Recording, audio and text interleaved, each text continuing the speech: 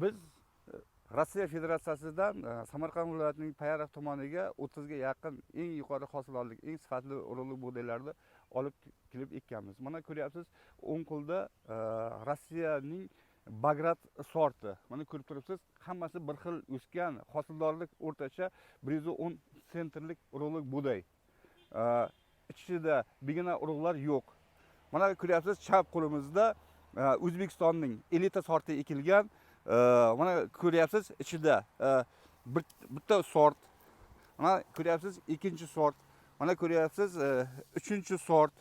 Mana bunisi esa va to'rtinchi sort. Va boshqa bigina o'tlar bor. Mana ko'ryapsiz, O'zbekistonning elita sortlarining ichida 5 xil sortlar ko'rinib turibdi.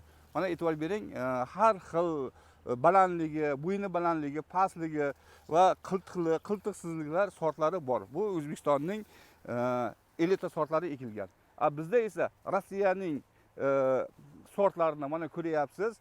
Har bittasida esa mana sanab ko'rsatish mumkin. 1 2 3 4 5 6 7 8 9 10 11 12 13 etaj. Mana ko'ryapsiz, hammasi bir xil o'rtacha hosildorlik 110 sentrga to'g'ri keladi. Marhamat, ko'rishingiz mumkin. Mana shu yerga 30 ga yaqin sortlar egilgan. Bir boshidan mana ko'rsatib berishimiz mumkin.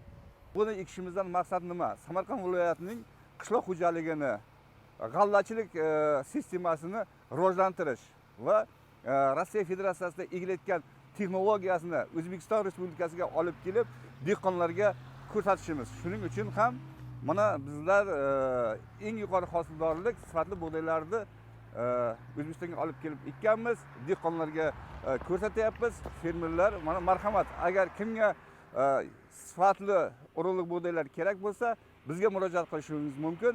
Biz vositachisiz, promoy do fermergacha davr dastavka qilib berishimiz mumkin.